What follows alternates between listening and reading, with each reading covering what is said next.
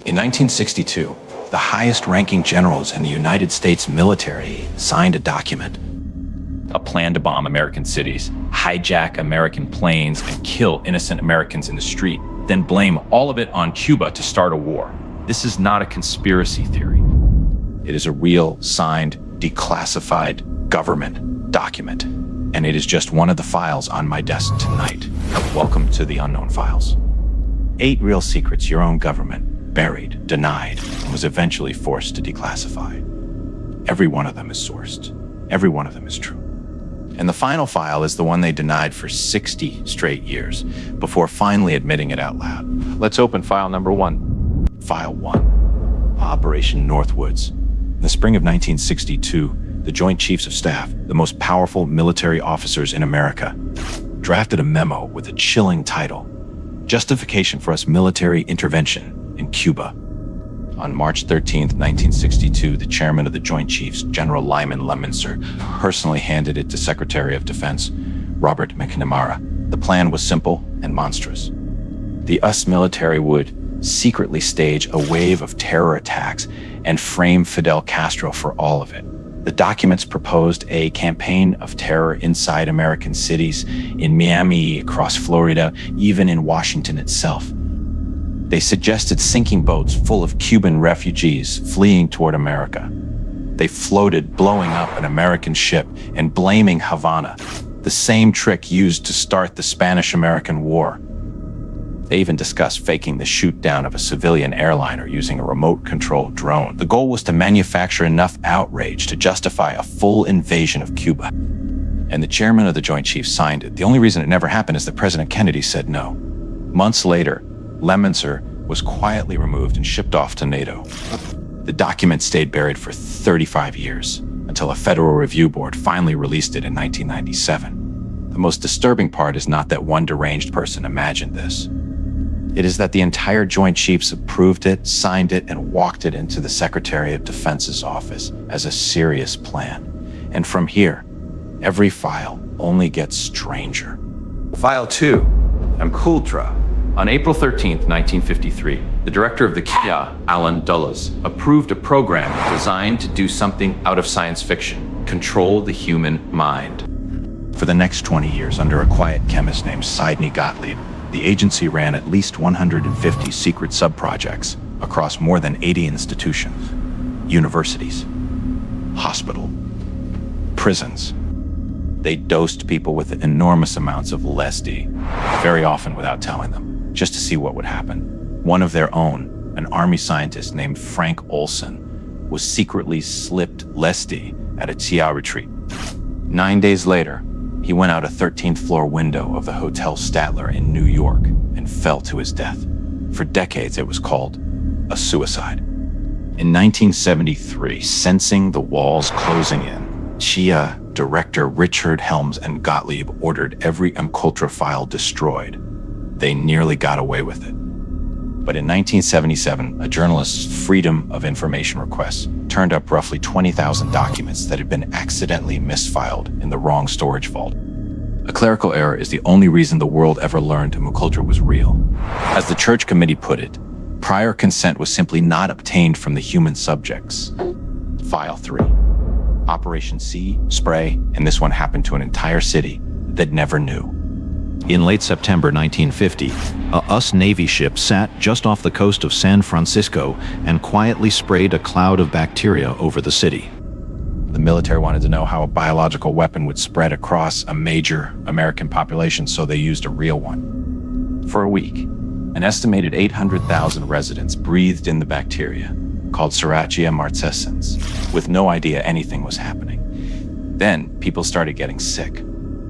11 patients turned up at Stanford Hospital with rare, severe infections, an illness so unusual that doctors wrote it up in medical journals. One of them, a 75-year-old man named Edward Nevin, died.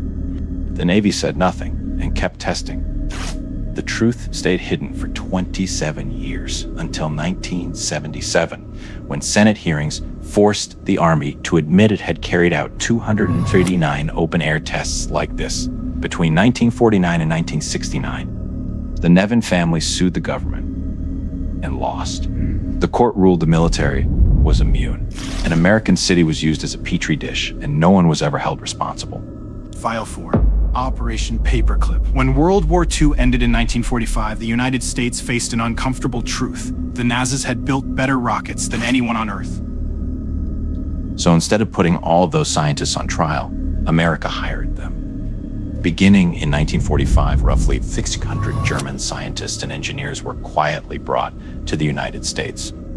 The crown jewel was Werner von Braun, the genius behind the Vought, 2 rockets that had rained terror on London, rockets built using slave labor from a concentration camp where thousands died. Von Braun had been a member of the SS. President Truman had explicitly ordered that no committed Nazis be recruited, so officials simply rewrote the files. One engineer's record went from, quote, 100% Nazi, dangerous type, to nothing in his file suggests he is a war criminal. With their past scrubbed clean, those same men were handed the keys to America's space program. Werner von Braun went on to lead NASA's Rocket Center and build the Saturn V, the rocket that carried Apollo 11 to the moon. The greatest achievement in human history was lifted into space, in part by the men who built Hitler's weapons. And almost no one watching the moon landing had any idea. File 5, the Gulf of Tonkin. In August of 1964, the United States told the world that North Vietnamese boats had attacked American destroyers in international waters, not once, but twice. The first attack, on August 2nd, was real. The second, on August 4th, was the one that changed history. Within days, Congress passed the Gulf of Tonkin Resolution, handing the president a blank check for war. The vote was 416-0 in the House and 88-2 in the Senate. Over the next decade, 58,000 Americans and millions of Vietnamese would die. There was just one problem. The second attack never happened. In 2005, the NASA finally declassified its own internal study, written by agency historian Robert Hanyuk. It revealed that the night of August 4th, there were no enemy boats. Nervous sailors had misread their own sonar in a storm. And the NES's analysts were so certain an attack must have occurred that they ignored roughly 90% of their own intelligence that said it had not, and passed only the alarming fragments up to the president. Years later, even Robert McNamara admitted it to the Vietnamese general he had fought. The second attack, he was told, was absolutely nothing. A war that killed millions was launched on something that did not happen. File 6, and after all that darkness, this one is almost a relief until you realize they spent your tax dollars on it for 20 years. Project Stargate. For nearly 2 decades, from the late 1970s to 1995, the Chia and the US Army ran a secret unit dedicated to psychic spying. The idea was called remote viewing. The theory was that specially trained people could close their eyes and mentally see secret locations on the other side of the planet, Soviet bases, hidden hostages, lost submarines. It sounds insane, and yet it ran out of a building at Fort Meade for years with around 23 official psychic spies and a budget of roughly $20 million. They gave their viewers code names and tested them on real intelligence targets. The program survived under name after name: Grill Flame, Center Lane, Sunstreak, finally, just Stargate. In 1995, the Chia commissioned an independent review which concluded what you probably already guessed. There was no case in which psychic powers had ever provided information that actually guided a single intelligence operation. The program was shut down and declassified. And in 2017, the Chia dumped the entire archive online, 12 million pages, including the psychic files.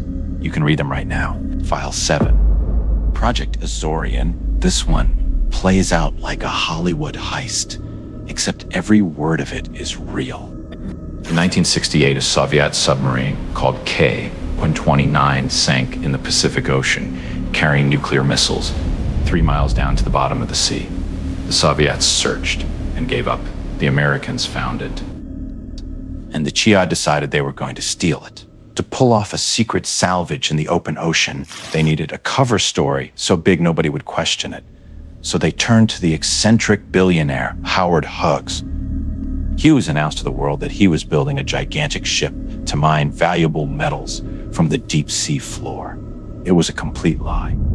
The ship, the Glommer Explorer, secretly carried a 600-foot tall derrick and a massive mechanical claw, nicknamed Clementine, built to descend 3 miles and lift a 1,050-ton submarine off the seabed.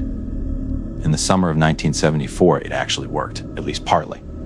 As the sub was being raised, the claw fractured and a section broke away, sinking back into the deep. The whole operation cost around $800 million, and the Shia refused to admit the project even existed until 2010. And when a reporter first asked the agency about it, they invented a now legendary answer. We can neither confirm nor deny the existence of the information requested. That single phrase, the Glommer response, was born right here, and lawyers still use it today. File 8, the one they denied for 60 years, Area 51. For decades, the United States government refused to even admit the place existed. There was no road sign, no official record, nothing. And into that silence rushed every story you have ever heard.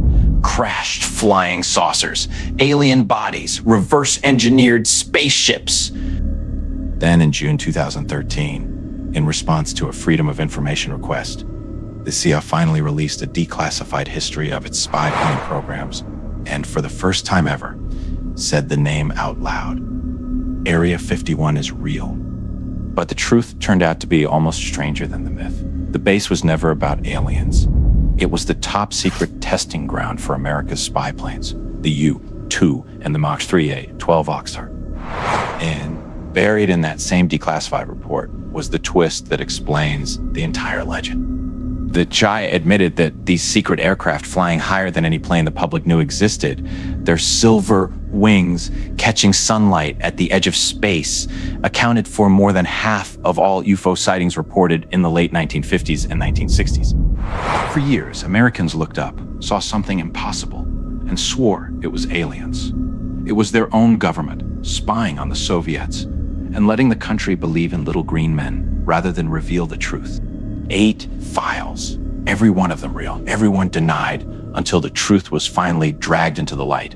And here is the thought that should keep you up tonight. These are only the secrets they were forced to release. The Glommer Explorer, the misfiled box that exposed the MKUltra, a war built on an attack that never happened.